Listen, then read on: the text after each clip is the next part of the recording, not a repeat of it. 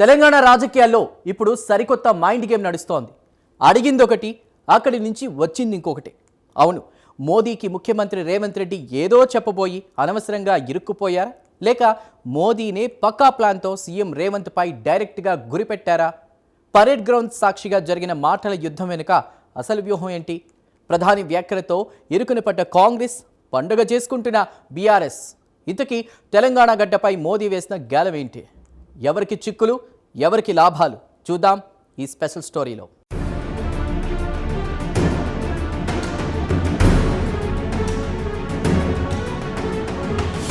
తెలంగాణ రాజకీయ యవనికపై ఇప్పుడు సరికొత్త పొలిటికల్ డ్రామా రక్తి కడుతోంది. ఒకవైపు రాష్ట్ర అభివృద్ధి కోసం కేంద్రం సహకరించాలని ముఖ్యమంత్రి రేవంత్ రెడ్డి కోరితే, దానికి ప్రతిగా ప్రధాని మోదీ ఇచ్చిన సమాధానం ఇప్పుడు పెద్ద ఎత్తున చర్చనీయాంశంగా మారింది.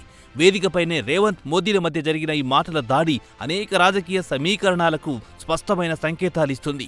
ముఖ్యమంత్రి హోదాలో రేవంత్ రెడ్డి ఏదో చెప్పబోయి అనవసరంగా మోదీ వ్యూహంలో ఇరుక్కున్నారా, లేక తెలంగాణను టార్గెట్ చేస్తూ ప్రధాని మోదీ కావాలనే వ్యూహాత్మకంగా రేవంత్ పై గురిపెట్టారా అనే స్పెషల్ యాంగిల్ ఇప్పుడు రాజకీయ వర్గాల్లో హాట్ టాపిక్ గా మారింది. ఈ మొత్తం ఎపిసోడ్ రాబోయే రోజుల్లో రాష్ట్రంలో జరగబోయే బిగ్ ఫైట్ కు ప్రీ రిలీజ్ ఈవెంట్ లాగా అర్థమవుతుంది.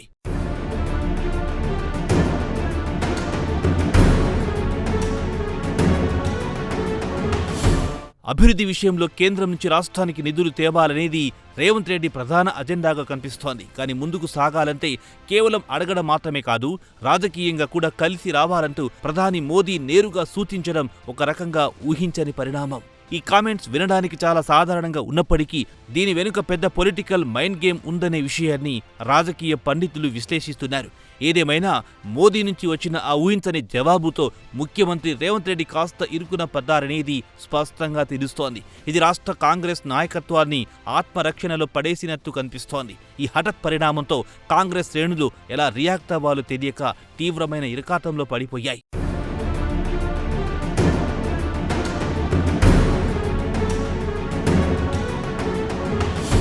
ఇక్కడ మనం గమనించాల్సిన మరో ఆసక్తికరమైన కోణం మోదీ వేస్తున్న గేలం. ఇతర పార్టీల నుంచి వచ్చి ఆర్ఎస్ఎస్ లేదా బీజేపీతో ఎలాంటి గత నేపథ్యం లేని దాదాపు 10 మంది నేతలకు బీజేపీ వివిధ రాష్ట్రాల్లో ముఖ్యమంత్రి పీఠాలు కట్టబెట్టింది. సరిగ్గా ఇదే ఫార్ములాను ఇప్పుడు తెలంగాణలో కూడా అప్లై చేయడానికి మోదీ ప్లాన్ చేస్తున్నారా అనే అనుమానాలు బలపడుతున్నాయి. రేవంత్ రెడ్డిని సైతం ఆకర్షించే విధంగా పరోక్ష సంకేతాలిచ్చారా అన్న చర్చ నడుస్తోంది. అయితే ఇది కాంగ్రెస్ పార్టీలో అంతర్గత కలహాలు రేపడానికి వేసిన ఎత్తుగడ కూడా కావచ్చు. ఏదేమైనా మోదీ వదిలిన ఈ పొలిటికల్ బాణంతో ఇప్పుడు రాష్ట్రంలో కాంగ్రెస్ పరిస్థితి ముందు ముందు మరింత సంక్లిష్టంగా మారే అవకాశాలు మెండుగా కనిపిస్తున్నాయి.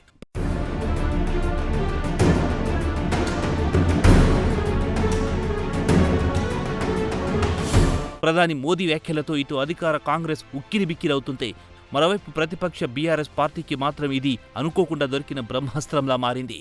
రేవంత్ రెడ్డి, బీజేపీ మధ్య ఏదో సీక్రెట్ అండర్స్టాండింగ్ ఉందంటూ విమర్శలు చేయడానికి గులాబీ బాస్లకు ఇది మంచి ఆయుధం. ఈ పరిణామంతో అటు బీజేపీ నేతల్లో కూడా ఎక్కడా లేని సంబరాలు మొదలయ్యాయి. పిల్లికి చెలకాటం, ఎలుకకు ప్రాణ సంకటమన్న సామెత చందాన బీఆర్ఎస్, బీజేపీల ఆనందమేమో కానీ కాంగ్రెస్ పార్టీకి మాత్రం ఇది అగ్ని పరీక్షగా మారింది. తమ అధినేత ఇరుక్కున్నారా, లేక మోదీ కరెక్టుగా గురిపెట్టారా అన్న కన్ఫ్యూజన్లో కాంగ్రెస్ క్యాడర్ ఉండిపోయింది. ఇది రాబోయే రోజుల్లో పొలిటికల్ మైలేజీ ఎవరికి ఇస్తుందనేది ఆసక్తికరం.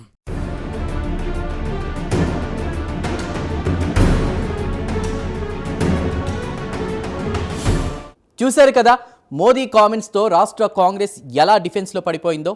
కానీ ఇక్కడే ఉంది అసలు ట్విస్ట్. మోదీ కేవలం రేవంత్ను మాత్రమే ఇరుకున పెట్టలేదు. పరేడ్ గ్రౌండ్స్ సభ నుంచి మొత్తం కాంగ్రెస్ పార్టీ పైనే నేరుగా గురిపెట్టారు. కాంగ్రెస్ టార్గెట్గా నేరుగా పంచులు విసిరారు.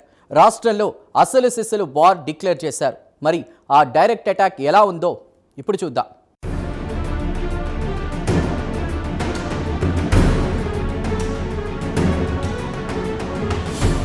ఈ డ్రామా కేవలం వేదిక మీదే ఆగిపోలేదు. పరేడ్ గ్రౌండ్స్ బహిరంగ సభ ద్వారా ప్రధాని మోదీ తన అసలు విశ్వరూపం చూపించారు.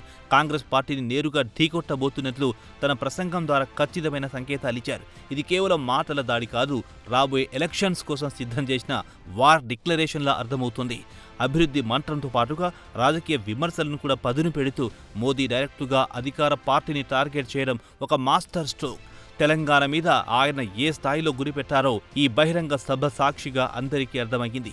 ముఖ్యమంత్రిని ఇరుక్కునేలా చేసిన కామెంట్స్ ఒకెత్తైతే పబ్లిక్ మీటింగ్లో చేసిన డైరెక్ట్ అటాక్ మరొక ఎత్తుగా రాజకీయ విశ్లేషకులు భావిస్తున్నారు.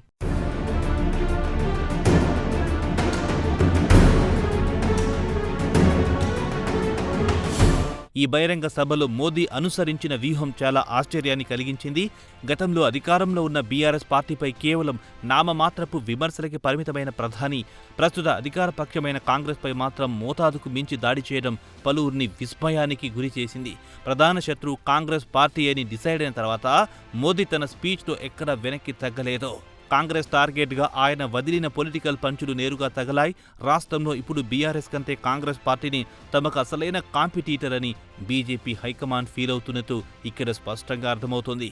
ఈ పరిణామం తెలంగాణ రాజకీయ ముఖచిత్రాన్ని పూర్తిగా మార్చేసే అవకాశాలు పుష్కలంగా ఉన్నాయని నిపుణులు విశ్లేషిస్తున్నారు.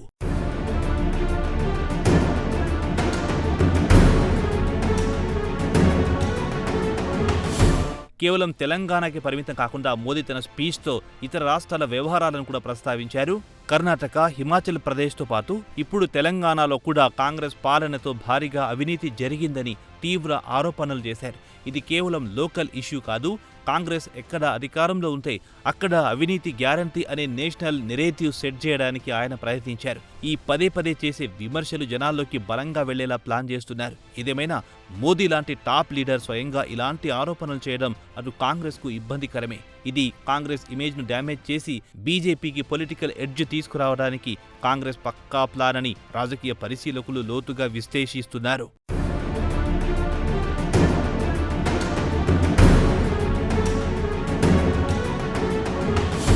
మోదీ తన ప్రసంగంలో మరో సంచలన జోస్యం కూడా చెప్పారు. వచ్చే ఎన్నికల్లో తెలంగాణలో బీజేపీ ఖచ్చితంగా అధికారంలోకి వస్తుందని ఆయన ధీమా వ్యక్తం చేశారు. ఈ మాటలతో అప్పటిదాకా స్తబ్దుగా ఉన్న తెలంగాణ బీజేపీ కేడర్లో ఒక్కసారిగా హై రేంజ్ జోష్ వచ్చింది. తమకు కేంద్రం ఫుల్ సపోర్ట్ ఉందని, ఇక తాము దూసుకుపోవడమే తరువాయి అని లోకల్ లీడర్లు ఫుల్ కాన్ఫిడెన్స్తో కనిపిస్తున్నారు. ఇది గురిపెట్టడం బాగానే ఉన్నా దాన్ని క్షేత్రస్థాయిలో అమలు చేయడం అంత ఈజీ కాదు. నోటితో నవ్వి నొసటితో వెక్కిరించినట్లు పై స్థాయిలో ఉత్సాహం బాగానే ఉన్నా గ్రౌండ్ లెవెల్కి వచ్చేసరికి ఆశించిన అవుట్పుట్ రావడం లేదు. కానీ మోదీ ఇచ్చిన ఈ టానిక్ రాబోయే రోజుల్లో పార్టీ శ్రేణులను ఏ మేరకు ఉరుకులు పరుగులు పెట్టిస్తుందో చూడాలి.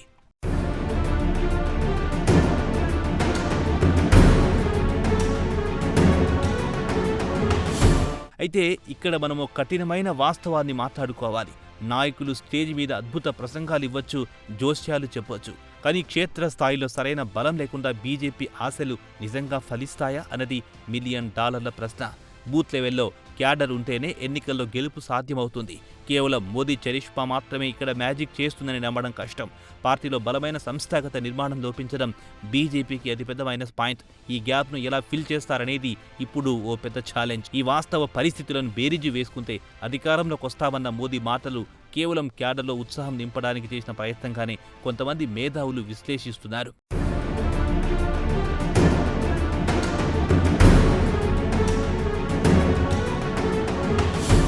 ప్రధాని మోదీ మాటలతో కమలనాథుల్లో ఫుల్ జోష్ అయితే వచ్చింది.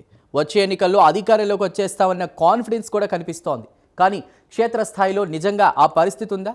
ఉత్సాహం ఉంటే సరిపోతుందా? బలం వద్దా? పశ్చిమ బెంగాల్ లాంటి పోరాట పటిమ తెలంగాణ బీజేపీలో ఉందా? మోదీ, అమిత్ షా చేయాల్సిన అసలు సర్జరీ ఏంటో ఇప్పుడు విశ్లేషిద్దాం.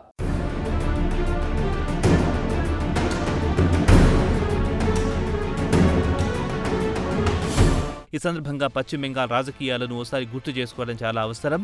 అక్కడ బీజేపీ అధికారంలో రావడానికి లేదా కనీసం ప్రధాన ప్రతిపక్షంగా ఎదగడానికి దాదాపు 15 ఏళ్ల సుదీర్ఘ పోరాటం చేయాల్సి వచ్చింది.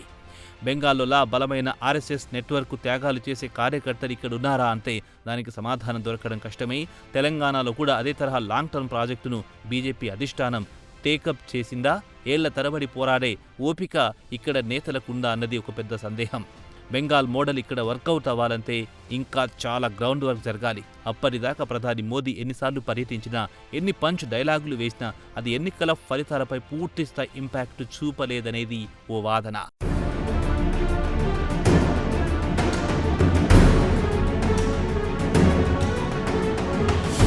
బెంగాల్లో మరో ముఖ్యమైన విషయం ఏంటంటే అక్కడ అధిష్టానం చెప్పిన బాటలో బీజేపీ నేతలు శ్రేణులు క్రమశిక్షణతో నడిచారు. ఎలాంటి ఈగోలకు పోకుండా ఒక సింగిల్ ఎజెండాతో పనిచేశారు. మరి తెలంగాణలో అలాంటి వాతావరణం ఉందా? అధిష్టానం గీసిన గీతలు దాటకుండా ఉండే క్రమశిక్షణ ఇక్కడి నేతల్లో కనిపిస్తుందా అంటే లేదని చెప్పాలి. ఒకరి మాట మరొకరు వినే పరిస్థితులు ఇక్కడ లేవు.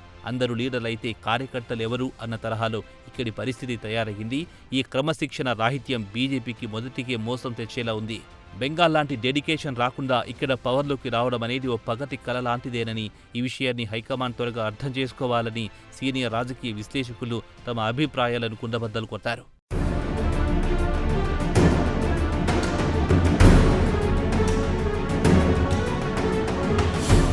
తెలంగాణ బీజేపీకి పట్టిన మరో అతిపెద్ద జబ్బు గ్రూప్ల ఈగో. ఎవరికి వారే యమునా తీరే అన్నట్లు ఇక్కడ నాయకుల వ్యవహార శైలి ఉంది. ఒకరంటే ఒకరికి పడని వాతావరణం, ఆధిపత్య పోరు పార్టీని లోపల నుంచి తొలిచేస్తున్నాయి. ఇంట్లో ఈగల మోత, బయట పల్లకి మోత అన్న సామెతలాగా మోదీ స్పీచ్లతో బయట బిల్డప్ బాగానే ఉన్నా లోపల మాత్రం కుమ్ములాటలు తారాస్థాయికి చేరాయి. ఈ గ్రూప్ పాలిటిక్స్కి ప్రధాని మోదీ, అమిత్ షా లాంటి అగ్రనాయకత్వం ఎలాంటి చికిత్స చేస్తుంది? అసలు వారికి సర్జరీ చేసే ఉద్దేశముందా అన్నది ఇప్పుడు ఆసక్తికరం. ఇక్కడి నాయకులను ఒకే తాటిపైకి తీసుకురావడం అనేది మోదీ షాలకు నిజమైన అగ్ని పరీక్ష. ఈ అంతర్గత కుమ్ములాటను అరికట్టకపోతే మోదీ వేస్తున్న గేలం వర్కౌట్ కావడం దాదాపు అసాధ్యమనే చెప్పాలి.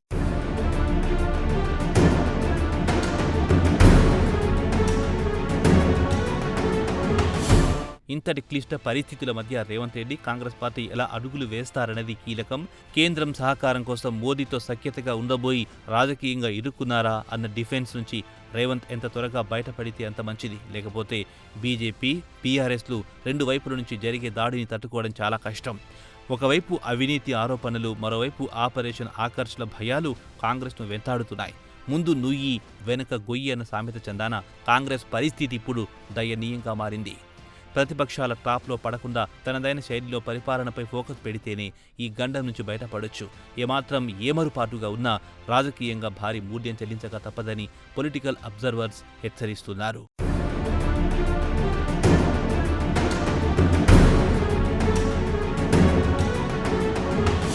ఫైనల్గా చూసుకుంటే మోదీ తెలంగాణ పర్యటన రాష్ట్ర రాజకీయాల్లో ఓ సరికొత్త తుఫాను సృష్టించింది అనడంలో ఎలాంటి సందేహం లేదు. అభివృద్ధి పేరుతో రేవంత్ అడిగిన దానికి మోదీ ఇచ్చిన పొలిటికల్ కౌంటర్ మధ్య భవిష్యత్ యుద్ధానికి ఓ ట్రైలర్గా అర్థమవుతుంది. మోదీ రేవంత్ను వ్యూహాత్మకంగా ఇరుక్కునేలా చేశారా, లేక డైరెక్టుగా గురిపెట్టారా అన్న చర్చకు కాలమే సమాధానం చెప్పాలి. కానీ బీజేపీ తమ ఇంటర్నల్ గ్రూప్ పాలిటిక్స్ని పక్కన పెట్టి క్షేత్రస్థాయిలో బలం పెంచుకోకపోతే ఎన్ని సభలు పెట్టినా ప్రయోజనం శూన్యం. ఇక కాంగ్రెస్ పార్టీ కూడా తమపై వచ్చిన అవినీతి ఆరోపణలను ఎలా తిప్పికొడుతుందనే దానిపైనే వారి భవిష్యత్ ఆధారపడి ఉంటుంది. ఈ పొలిటికల్ చెస్ గేమ్లో చివరికి ఎవరికి చెక్ పెడతారో వేచి చూడాల్సిందే.